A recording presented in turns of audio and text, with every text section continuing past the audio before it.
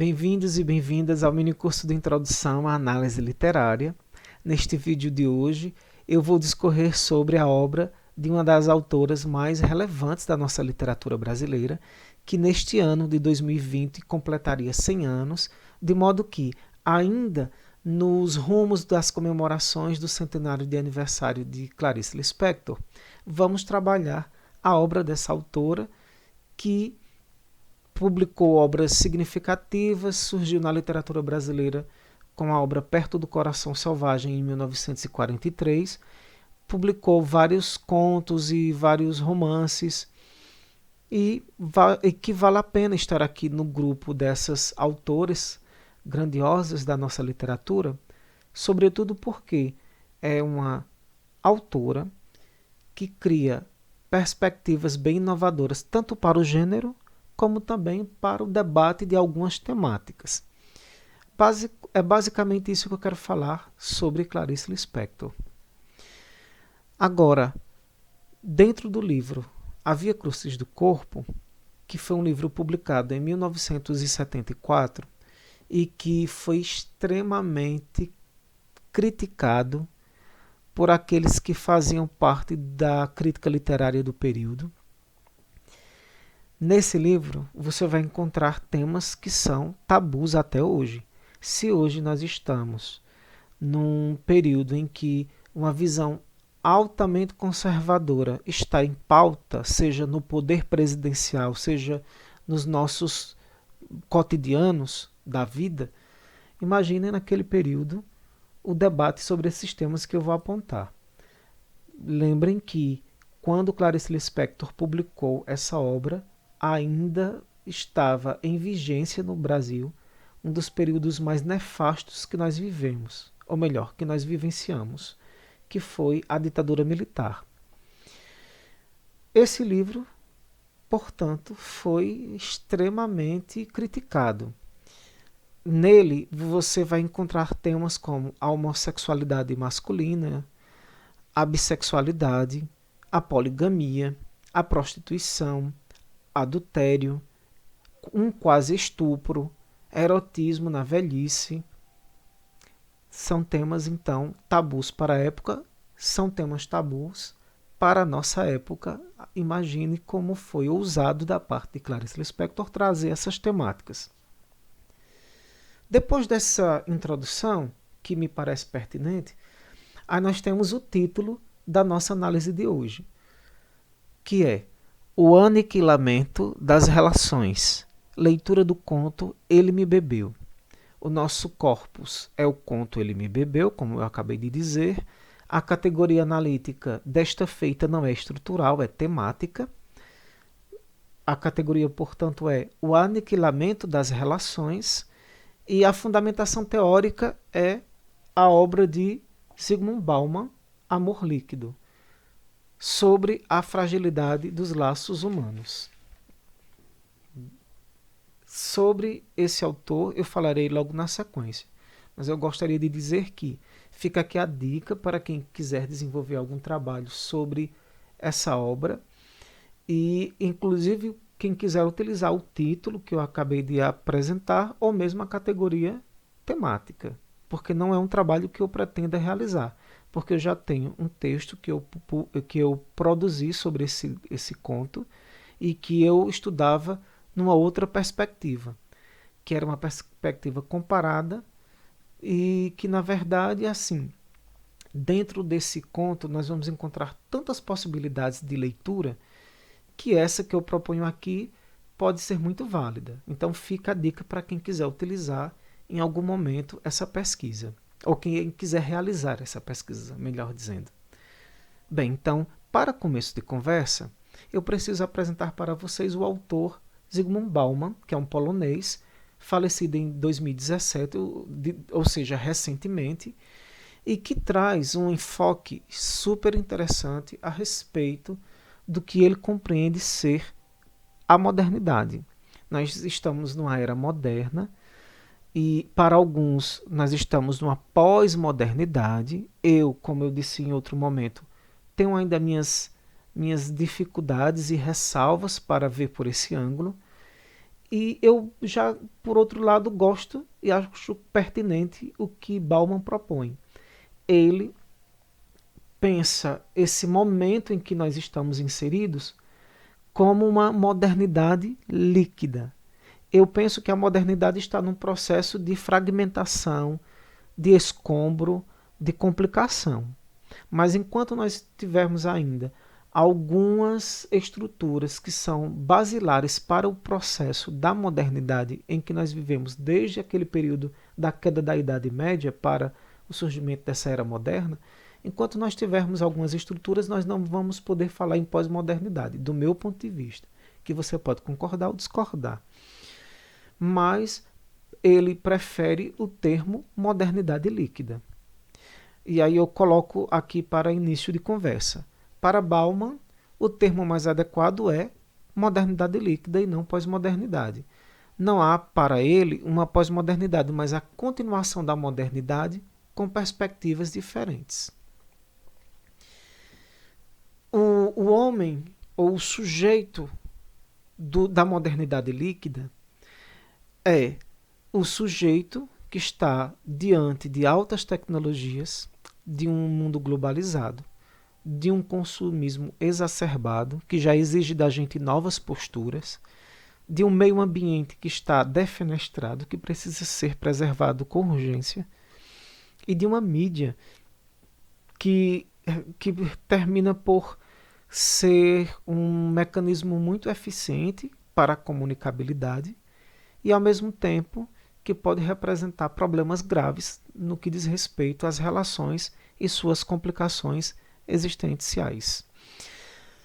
Para a discussão desse conto, eu vou trazer aqui uma parte da obra. Eu não vou fazer a leitura da obra inteira, não.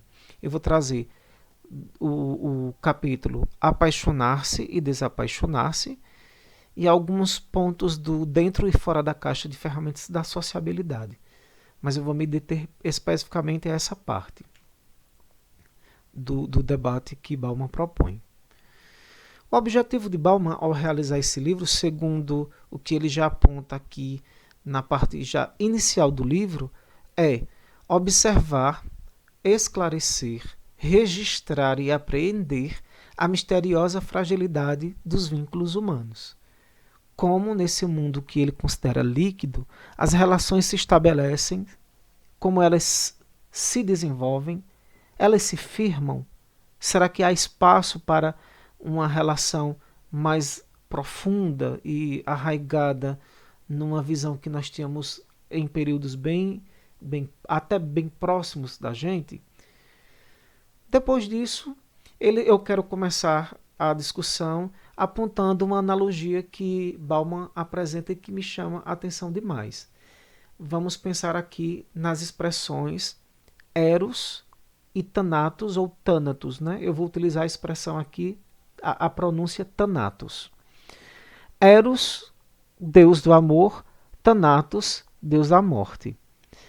Ele utiliza esses termos da mitologia grega para falar sobre algo que é super interessante. Vejamos. Para Bauman, o amor muitas vezes pode ser metaforizado na seguinte ideia. Do mesmo jeito que você não sabe o dia que você vai morrer, nem como vai acontecer sua morte, se ela vai acontecer hoje, amanhã, ou daqui a uns anos, sei lá quantos anos, como você não sabe quando e como sua morte se dará, da mesma forma, o amor acontece por esse viés. Você vai andando pela rua, tropeça numa pedra, vai quase caindo e alguém segura você. Quando você menos espera, está lá a sua alma gêmea, um rapaz ou uma moça que aceita você com suas peculiaridades, idiosincrasias e tudo mais. É por aí que ele começa o debate. Então ele diz que a mesma força com que a morte pode vir para a existência de alguém em termos de reflexão profunda, o amor também. O amor e a morte podem atacar você a qualquer momento, mas não se tem a mínima ideia de quando isso acontecerá. E é a partir daí que nós vamos perceber que estamos todos muito desprevenidos dentro desse mundo fragmentado em que nós nos encontramos. Aquela história do amor romântico, do até que a morte nos separe, que aparecia muito em alguns gêneros, principalmente do romantismo, já não nos pertence mais. Essa é que é a ideia. Está decididamente fora de moda, segundo Bauman, a ideia do até que a morte nos separe. Aquelas relações mais fixas, fechadas, em que um casal, mesmo com todas as problemáticas existentes, esse casal conseguia sobreviver ao caos da relação e permanecer junto. O casal ficava junto até o fim da vida. Isso, segundo Bauman, já não existe mais nessa modernidade que é fragmentária e líquida. Amar é, segundo esse autor, uma busca que se ocupa em encontrar a coisa bela na qual possa gerar algo ou procriar. O amor não mudou em termos de busca se a gente pensar nas visões de amor que a própria tradição ocidental nos traz. Veja o que Platão propõe sobre amor, por exemplo, e nós vamos refletir dizendo que, para Platão, o amor é eros, é desejo. Ao obter aquilo que você deseja, você tem uma tendência a não querer mais. Ficar no plano do desejo é muito mais forte do que a obtenção do amor propriamente dito. Por esse ângulo, nós vamos entrando naquelas incógnitas que esse mundo fragmentário representa. O destino e a incógnita na relação com o outro são as grandes problemáticas que nós vivenciamos na atualidade. Porque, veja, o amor pressupõe a existência pelo menos de dois seres numa relação. Se viver no mundo líquido já é complicado, estando a dois é mais complicado ainda. Essa ideia de estar a dois sempre está pautada na ideia de abrir-se ao destino, que traz a possibilidade sim de encontro. Agora, esse encontro por vezes cai naquela ideia de você viver algo de forma rápida, às vezes descartavelmente, porque busca-se o amor ao mesmo tempo que se tem medo de se estabelecer laços mais fixos, mais firmes. E aí nós entramos numa espécie de contradição ou paradoxo. Busca-se o amor para uma sensação de plenitude no amor, ao mesmo tempo que o sujeito foge desse amor por medo de um maior comprometimento. Porque a ideia do até que a morte nos separe assusta. Até pouco tempo isso era totalmente pertinente e agora não é mais. Sobretudo quando a gente pensa o amor numa instância do mundo capitalista, totalmente consumista e problemático. O amor começa a ser visto por um ângulo de visão do produto pronto para uso imediato. Daí a explicação de por que as pessoas preferem estarem conectadas nesse mundo da tecnologia do que vivenciarem no tete a tete a possibilidade do encontro. Tem a ver mais por aí.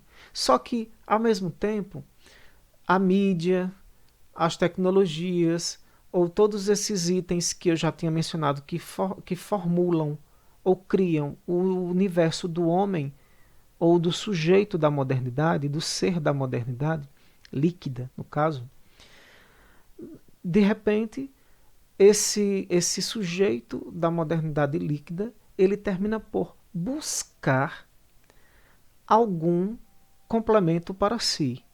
E esses itens todos bombardeiam esse sujeito que termina por desejar algo no âmbito do amor, quando na verdade há um grande medo e uma grande insegurança e incerteza nesse âmbito do amor. Daí o paradoxo. O amor cai numa problemática que Bauman apresenta de forma excepcional. Ele diz assim: todo amor empenha-se em subjugar, mas quando triunfa, encontra a derradeira derrota. Todo amor luta para enterrar as fontes de sua precariedade e incerteza, mas se obtém êxito, logo começa a enfraquecer e definhar. É uma visão bem delicada de amor, porque parece pessimista. E vamos pensar aqui a partir de Bauman. Ele diz que os 4 cavaleiros do Apocalipse são a posse, quando se ama, busca-se possuir o outro; o poder, que busca subjugar o outro; a fusão, que busca o envolvimento aprofundado no outro em alguns aspectos e ao mesmo tempo se teme essa fusão; e por último, estar no amor é encontrar-se com o desencanto, a frustração. E aí uma metáfora que eu acho super interessante é quando ele diz assim, que o amor é uma carícia suave, ao mesmo tempo que é uma garra que aperta. Por essa visão do amor como uma garra suave, ou melhor, como uma carícia suave e uma garra que aperta, é que muitas pessoas fogem desse amor e preferem viver as relações, às vezes tumultuárias, às vezes que trazem vazios, que estão na instância da descartabilidade, mas que são relações que passam logo para que não haja um maior comprometimento e, consequentemente, o sofrimento e a dor de se sentir possuído por aquele que, de repente, ergue sua garra contra a nossa possibilidade de demonstração afetiva. O amor pode ser tão atemorizante por esse ângulo de visão quanto a própria morte. Só que o amor encobre esse medo por uma ideia de... Bauman usa o termo excitamento. Mas eu acho estranho, eu prefiro dizer excitação. E comoção do desejo. É como se fosse assim, o medo de morrer é o medo de amar. Mas o amor, ele traz uma visão mais, digamos, positiva. Porque por trás de amar também há o prazer, que tem a ver com a excitação, tem a ver com também a comoção de se estar com o outro e o desejo de buscar no outro alguma complementaridade, e assim vai. Depois de refletir por esses itens, vamos agora entrar numa concepção do desejo.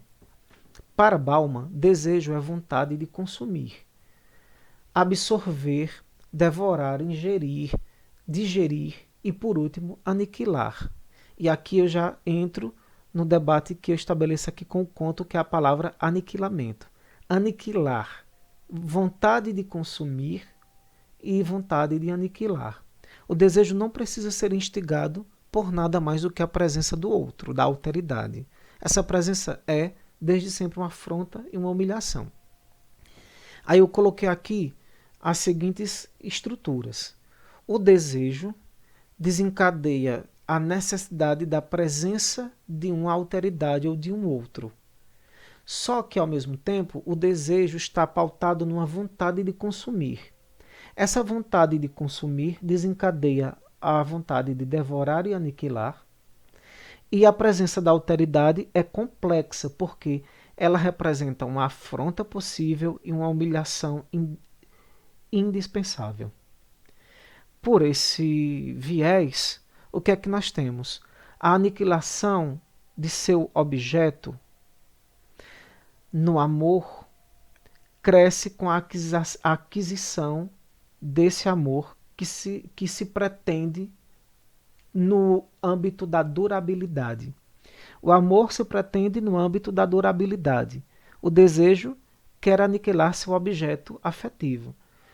Com isso, se cria aqui uma problemática muito séria, porque você ama aquilo que quer perdurar, mas você, da verdade, termina por encontrar no seu ser amado, no objeto do amor, o objeto afetivo, aquilo que também você quer prender e aniquilar. Por medo desse problema do aniquilamento e do aprisionamento, muitas pessoas fogem do que seria o amor. Mas o desejo e o consumo vêm como um impulso e esse impulso também reverbera nos âmbitos do amor. Repetir o momento estimulante, abandonar-se aos impulsos, é como entrar num shopping, ele até utiliza esse exemplo, entrar no shopping e comprar e satisfazer um desejo. Só que a satisfação do desejo é temporária. E aí o indivíduo entra, como ele constrói aqui na analogia, o sujeito entra naquela visão do impulso para algo, depois a ideia de deparar-se com um bem de consumo, que deve ser consumido imediatamente, e depois descartabilidade. Vem o algo descartável, que tem a ver com a mercadoria que já não satisfaz. Vamos pensar isso agora numa perspectiva do amor. O indivíduo, eu não gosto de dizer a palavra indivíduo, é melhor dizer sujeito. O sujeito depara-se com o impulso para o amor, só que sabe que o amor, às vezes não, preponderantemente, se baseia na concepção de bens de consumo, que esses bens devem ser consumidos imediatamente, e o amor termina por perceber que, diante dessa visão, ele pode cair na descartabilidade. O medo, a insegurança, vem justamente de se perceber diante disso.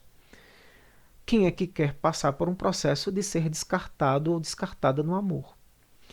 O lucro esperado na relação muitas vezes não se estabelece. O que é que se busca numa relação? Segurança, em muitos sentidos, além de proximidade da mão amiga, quando você mais precisa dela, o socorro na aflição, a companhia na solidão, o apoio para sair de uma dificuldade, o consolo na derrota e o aplauso na vitória, dentre outros itens. Então, por que é que se busca uma relação? Porque o indivíduo, o sujeito quer fugir da insegurança e da solidão. É especificamente esse o caminho que Bauman quer apontar sobre esse universo do amor. Para cair na perversão da comunicação é um pulo. E, posteriormente, ele coloca alguns itens que são bem pertinentes, inclusive, para nosso debate de hoje.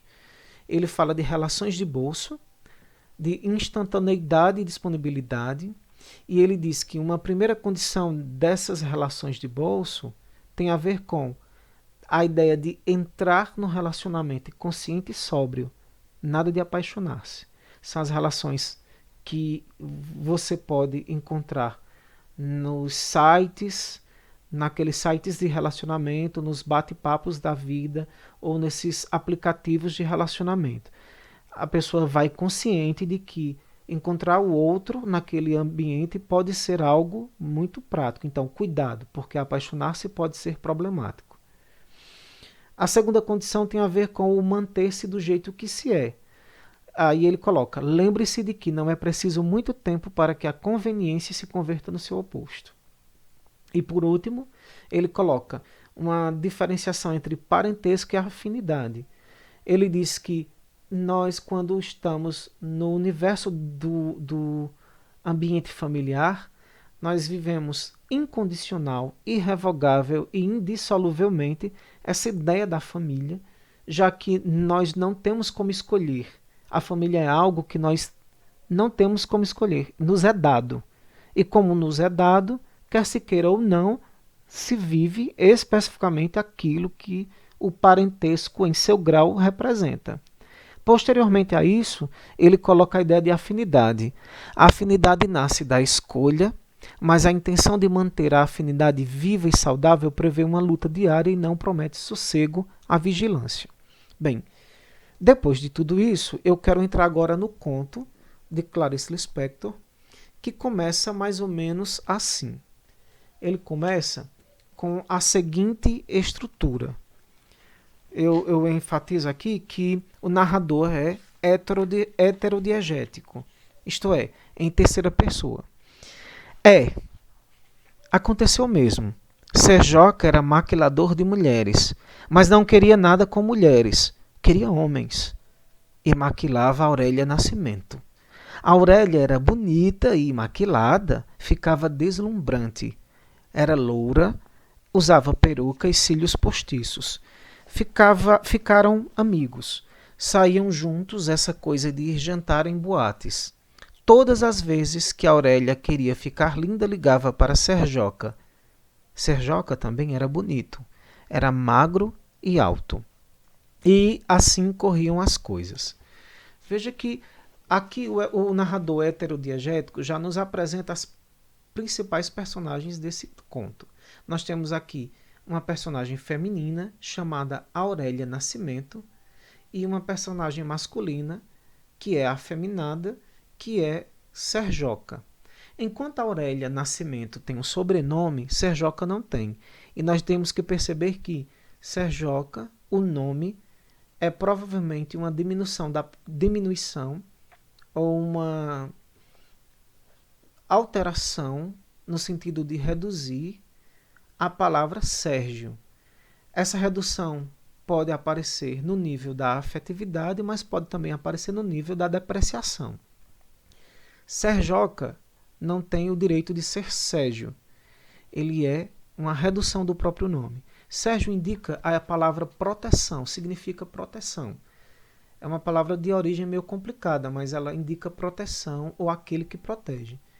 Nas camadas profundas do texto, nós temos Sérgio a proteger Aurélia. Aurélia, que, do ponto de vista do antropônimo simbólico, traz aqui o nome e o sobrenome. O sobrenome indica a posição social dela e o nome indica também a própria condição social, porque, vejamos, Aurélia vem de aurum, que é uma palavra latina que indica ouro, ou força, riqueza, poder, esses itens todos. Aqui se dá, numa visão específica, uma amizade entre duas pessoas. Aqui nós temos a mulher, que é provavelmente rica, ela é descrita como uma pessoa que pode ter um maquilador em sua casa quando ela liga, e ela é uma mulher bonita, ela consegue ter algumas características que poderiam chamar a atenção de uma pessoa do sexo oposto, já que ela, como a gente percebe ao longo do conto, ela é uma mulher heterossexual, e ela, de repente, precisa recorrer a cílios postiços, peruca. Ela usa também ela tem um busto muito bonito, como o narrador aponta, mas ela usa seios postiços também. É uma mulher que se pretende escamoteada porque se sente, por algum motivo, desconfortável com o próprio corpo.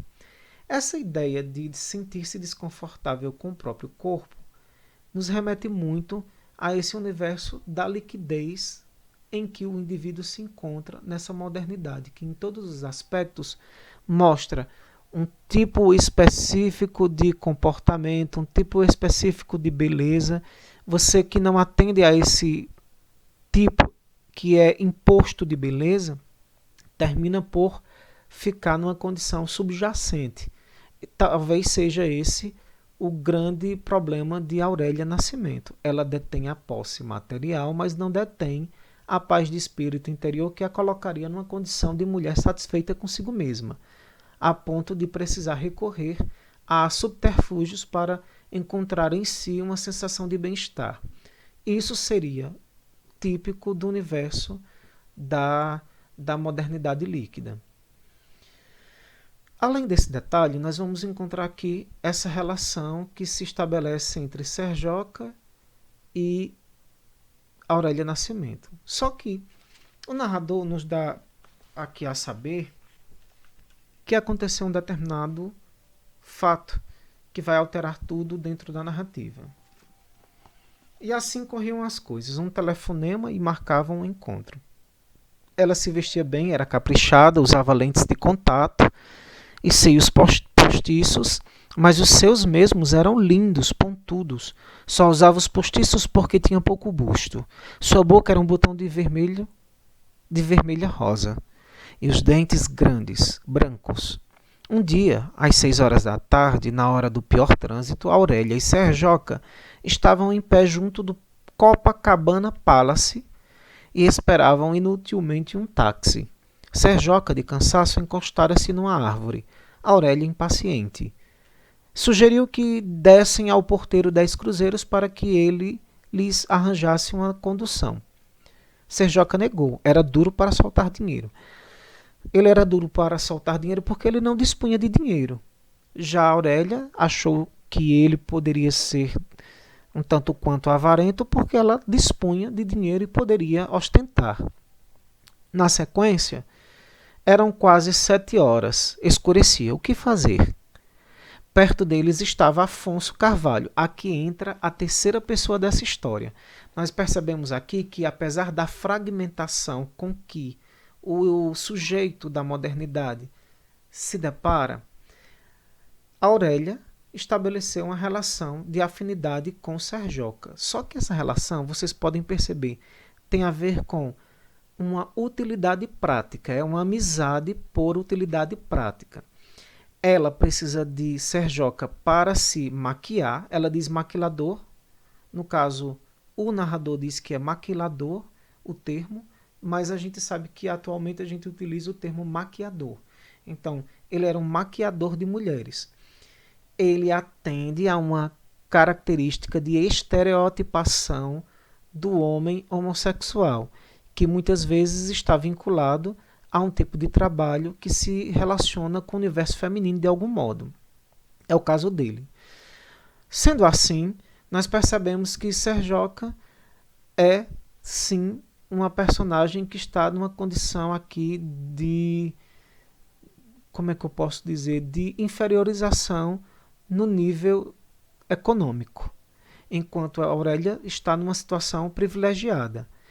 Eles estabelecem uma relação. Ele precisa de dinheiro para viver, ela precisa de Serjoca para se maquiar, para se travestir, entre aspas essa palavra, né, para alterar o seu rumo do corpo, suas características físicas. Se estabelece aqui uma afinidade a partir do que Bauman propõe. Só que essa afinidade se estabelece porque há uma troca de favores aí. Há uma troca perceptível de favores. Na sequência, surge a terceira personagem, que é Afonso Carvalho. Afonso Carvalho é um metalúrgico, ele é rico, ele aparece e oferece uma carona para Serjoca e para Aurélia Nascimento. E eles vão para um determinado lugar, terminam por jantar juntos, ele convida para a casa dele. Lá ele serve escargot, que é um prato bem sofisticado e que Aurélia consegue manusear tranquilamente, enquanto Serjoca tem dificuldade. Serjoca, mais uma vez, por essa atitude dele, demonstra que ele não tem um status financeiro como o de Aurélia e do Afonso Carvalho. Acontece que Afonso Carvalho, do ponto de vista do antropônimo simbólico, corresponde ao seguinte: aquele que pode ou estar apto a ser nobre, no caso de Afonso. E Afonso recebe uma letra F a mais do que a palavra comum. E ele também tem um sobrenome que é bem intenso, que é Carvalho. Carvalho é um tipo de árvore de grande porte, de madeira de lei, e representa aqui, nas camadas profundas do texto, uma relação com o universo falocêntrico. Há uma amizade consolidada pela afinidade, apesar de ser uma troca de favores que é uma troca de favores que está vinculada a um bem de consumo, mas ele surge, e quando ele surge, ele coloca em xeque, porque Aurélia Nascimento se interessa por Afonso, sente que Serjoca também se interessa, que ele fica um tanto animado ou afoito, e na sequência da narrativa, o narrador nos apresenta a seguinte ideia. Aurélia começa a perceber que Afonso demonstra um interesse muito forte em relação a Serjoca e que Serjoca também demonstra um grande interesse em Afonso Carvalho. Afonso Carvalho aparece na vida deles e começa a despertar em Aurélia um problema grave de ciúme. O ciúme nos remete muito à seguinte ideia. Uma pessoa tem um relacionamento com alguém, chega uma terceira pessoa E aí essa pessoa que está numa relação supostamente estável vê que aquela pessoa que chega é aparentemente atraente para a companheira ou o companheiro, e que se ela sentiu atração por aquela pessoa que chegou, a companheira ou o companheiro também pode sentir. Pode sentir. De modo que seria prudente ter um certo cuidado. Aurélia Nascimento, portanto, começa a achar que Serjoca está interessado em Afonso Carvalho e vice-versa. Ela acha que eles começam a ter um certo je ne sais quoi afetivo por aí. E ela reforça isso quando a Aurélia recebe um telefonema e escuta Afonso dizer que Serjoca era um amor de pessoa. E quando, em um determinado contexto, Serjoca conversa muito abertamente, depois de tomar algumas bebidas, ele começa a conversar com muita ênfase e muito ânimo diante daquele homem que é descrito como um homem viril e másculo. Aurélia começa a se sentir enciumada. E conforme eu havia dito aqui no exemplo, o ciúme ele muitas vezes tem a ver com uma projeção. Eu tenho uma namorada, aí eu vejo um rapaz chegar, eu olho para esse rapaz e vejo que ele pode ter alguma característica física que seja diferente da minha e que eu, por algum motivo, se tiver baixa autoestima, seria inferior. Logo, se essa pessoa é atrativa, pode ser que a minha namorada se interesse por ele. Veja o que é que acontece, é uma projeção. Então eu olho para minha namorada e acho que ela está totalmente interessada naquele rapaz por quem eu anteriormente me interessei de alguma forma, consciente ou inconscientemente. E aí eu projeto o sentimento que eu tenho na pessoa com a qual eu estou afetivamente vinculado. Daí se estabelece uma outra problemática nesse universo também da modernidade líquida, do amor líquido. Quando se tem a possibilidade de viver um relacionamento e o indivíduo não... Desculpa, eu sempre quero dizer indivíduo, mas sujeito. E o sujeito não vive, ele não vive porque ele racionaliza. É um mecanismo de defesa do ego. Ele racionaliza. E racionalizar tem a ver com isso que Bauman apresenta. Por quê? Como as relações são muito complicadas e como o amor pode cair no desencanto dessa fragmentação do mundo, desse desencanto do mundo, então é muito mais prudente para o sujeito, ao invés de se entregar a uma relação sólida, se entregar a uma relação apenas passageira, rápida, sem um aprofundamento. E aí a racionalização vem como um mecanismo de defesa do ego. Eu até busco o amor daquela pessoa, mas por medo, por insegurança, por não querer abrir mão da minha solidão que me dá uma autonomia e liberdade, eu termino por me impedir de viver aquela relação. É o que acontece com Aurélia Nascimento. Ela, de forma inconsciente, termina por criar essa história da insegurança em relação a Serjoca e termina por dizer que ele, Serjoca, vai bebê-la. Por isso o título do conto, Ele Me Bebeu. O ele aqui, o pronome, um deítico, se refere a Serjoca, que é a personagem que termina por ser um amigo que perde o status de amigo e se transforma em rival. A rivalidade aqui se estabelece e cria uma problemática para a relação que se desenvolveu anteriormente entre ele e a moça. Vejamos aqui na leitura do texto como é que funciona a sequência. A impressão...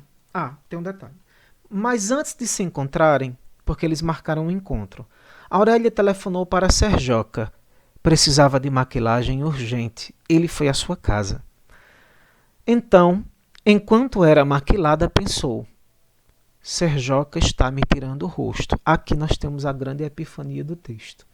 Ela, por algum motivo, na racionalização dela, no medo, na insegurança, termina por pensar que Serjoca vai bebê-la, vai tirar o rosto dela, porque Maquiar não é mais maquiar no sentido de dar alguma beleza ou deslumbramento ao corpo dela. Agora é torná-la inferior a ele, que queria tanto o homem por quem ela estava interessada. Então, Serjoca está me tirando o rosto. A impressão era de que ele apagava os seus traços, vazia uma cara só de carne, carne morena. Sentiu mal-estar. Pediu licença e foi ao banheiro para se olhar ao espelho. Era isso mesmo que ela imaginara. Serjoca tinha anulado seu rosto, mesmo os ossos, e tinha uma ossatura espetacular. Mesmo os ossos tinham desaparecido. Ele está me bebendo, pensou. Ele vai me destruir. E é por causa do Afonso. A ideia de beber, destruir, nos remete muito a essa ideia do aniquilamento que se estabelece nas relações desse mundo líquido. Veja que a nossa categoria analítica é exatamente o aniquilamento das relações. O que é que se aniquila aqui? Se aniquila a amizade entre Serjoca e Aurélia Nascimento. E 2, se aniquila aqui a possibilidade afetiva amorosa que Aurélia poderia ter, se não fosse ciumenta, em relação a Afonso Carvalho. Mas não é só uma questão de ser ciumenta. Talvez por trás desse ciúme haja uma racionalização e um medo de entrega. Na sequência, o texto diz assim: ele está me bebendo, pensou. Ele vai me destruir. E é por causa do Afonso. Voltou sem graça. No restaurante quase não falou. Afonso falava mais com Serjoca, mal olhava para Aurélia. Estava interessado no rapaz. Enfim acabou o almoço. Serjoca marcou o encontro com Afonso para de noite. Aurélia disse que não podia ir, estava cansada. Era mentira. Não ia porque não tinha cara para mostrar. Serjoca marcou encontro com Afonso para de noite. Então, o narrador aqui nos aponta que Serjoca também está bem afoito com a ideia de estar com Afonso, e Afonso também se interessa pelo papo do rapaz. Agora, não há uma afirmação senão de Aurélia que o narrador constrói por meio do discurso indireto, que é uma característica bem típica de contos modernos. Com isso, nós entramos muito na psicologia da personagem feminina apresentada no texto e percebemos que ela realmente é bem delicada, complexa, porque ela pressupõe algo apenas porque os dois homens da história estão conversando ou estão se entendendo e por algum motivo a colocam de lado. Pelo menos é essa a impressão que ela tem. Serjoca marcou encontro com Afonso para de noite e Aurélia disse que não podia ir, estava cansada, era mentira. Não ia porque não tinha cara para mostrar. Chegou em casa, tomou um longo banho de imersão com espuma, ficou pensando. Daqui a pouco ele me tira o corpo também. O que fazer para recuperar o que fora seu? A sua individualidade. Quando a gente pensa em individualidade aqui, a gente pensa também naquela concepção de identidade. Perder o rosto é perder a própria ideia de identidade. E identidade é um dos componentes, por excelência, da reflexão sobre a modernidade e esse mundo líquido que Bauman propõe. Ou essa modernidade líquida que é problemática e que Bauman propõe como algo que precisa ser entendida em sua estrutura mais profunda para que se sobreviva ao caos que essa modernidade líquida representa. Saiu da banheira pensativa. Enxugou-se com uma toalha enorme, vermelha. O vermelho aqui nos remete a uma cor quente. Essa cor quente que está muito vinculada à violência, ao amor, às relações aprofundadas no universo da sexualidade, coisas desse tipo. Mas também a ideia de sangue, de vida, de vivacidade, de erotismo, de alguma forma. Ela está sozinha, ela está consigo mesma, e ter contato com o próprio corpo num banho de imersão demorado também é uma espécie de encontro com a sua profundidade, com sua identidade, com sua, digamos, com sua versão melhor de si mesmo. E ela diz assim, e o narrador diz assim: sempre pensativa.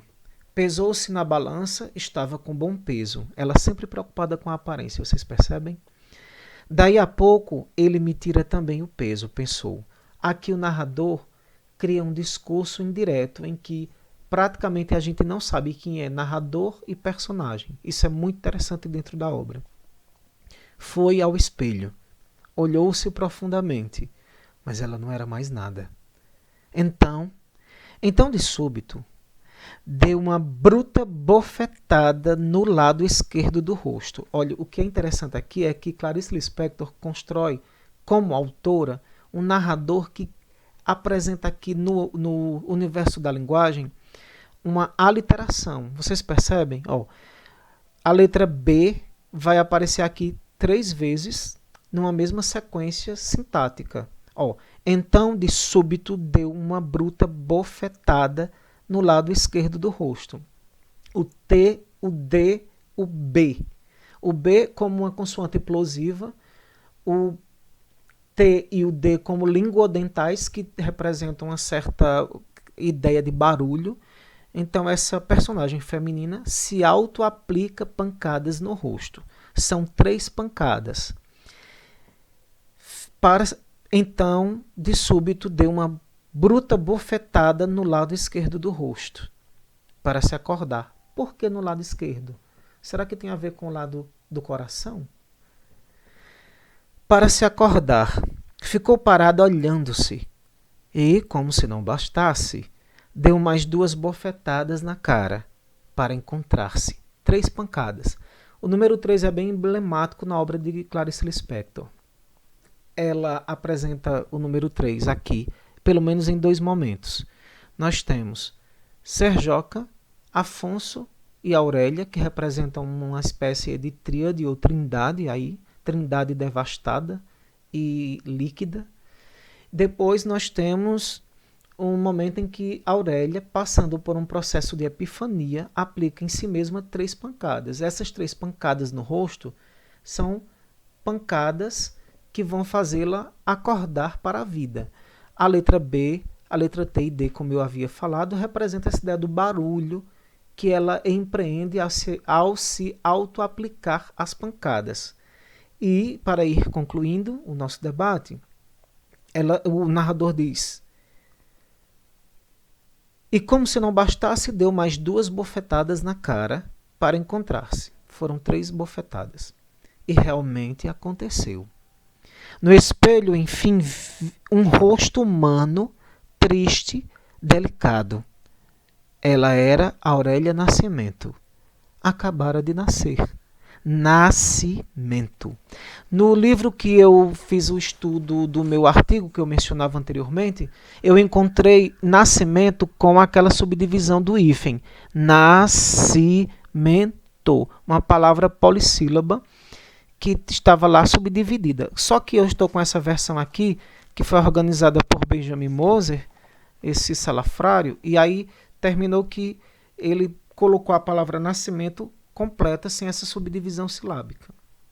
O que é que nós temos aqui para concluir a discussão? Aurélia Nascimento finalmente encontra-se com sua identidade mais profunda quando ela percebe que ela é tão insegura naquele universo em que ela está inserida, que ela acha que uma pessoa que está numa condição socioeconômica bem inferior a ela, que é um homem que provavelmente sofre por não dispor de dinheiro, por não dispor de uma, como é que eu digo, por não dispor de uma condição de valorização dentro da sociedade em que ele se insere, porque afinal de contas a homossexualidade nós sabemos que ainda é algo problemático, é um tema tabu, e que naquele período que ela tenta mimetizar aqui ou representar não era nada fácil, de modo que Aurélia Nascimento encontra nessa relação conflitante com Serjoca o mote que ela tanto precisava para não se entregar ao amor. E aí ela se esfacela, ela aniquila o sentimento que ela tem por Afonso que é um sentimento afetivo, amoroso e sexual, ao mesmo tempo que ela aniquila a amizade que tem por Serjoca, que tem a ver com as afinidades. Sendo assim, esse conto nos possibilita sim uma leitura bem ampla a partir de uma perspectiva que Bauman apresenta nesse livro Amor Líquido e as relações frágeis que nós, seres da modernidade, vivenciamos. Eu espero que vocês tenham percebido essa relação que eu tento estabelecer. Bauman é de 1925, Clarice Lispector de 1920. Clarice Lispector morre em 1977, Bauman morre em 2017. Ela não atravessa o século, ela é preponderantemente uma autora do século XX. Bauman é um autor que atravessa o século. E, de modo direto ou indireto, são personalidades que poderiam, sim, dialogar muito nesse universo do que é a modernidade e suas problemáticas, porque Clarice Lispector reconfigura, inclusive, o gênero romanesco no Brasil. Vejamos que ela, de fato, é uma pessoa muito à frente do seu tempo em termos de produção artístico-literária. Agora, saindo da instância do autor e entrando no texto, é um texto curto, que apresenta uma linguagem bem enxuta, uma linguagem que não se preocupa em alongar muito descrições ou itens e outros itens dentro do ambiente, do tempo e do espaço que são representados dentro da obra. E aí eu encerro o nosso debate dizendo que é uma obra realmente fascinante, polissêmica, atemporal, que nos possibilitaria tantas reflexões no sentido da mímesis, da catarsis, da universalidade dos temas, e assim vai. Eu espero que vocês tenham gostado, que vocês tenham entendido a relação que eu tento estabelecer entre a obra de Bauman e de Clarice Lispector. Comentem essa relação, se deu certo aqui, a intermediação, e eu espero que vocês possam posteriormente realizar algum trabalho nessa perspectiva. E basicamente é isso. Espero que nós nos encontremos no próximo vídeo, que é o último do nosso minicurso, para uma reflexão sobre a obra de Hilda Hilst. Uma obra que vocês precisam conhecer e que vai ser maravilhoso contar com o diálogo, esse debate que nós estabelecemos aqui durante essa semana. Até o próximo vídeo. Tchau!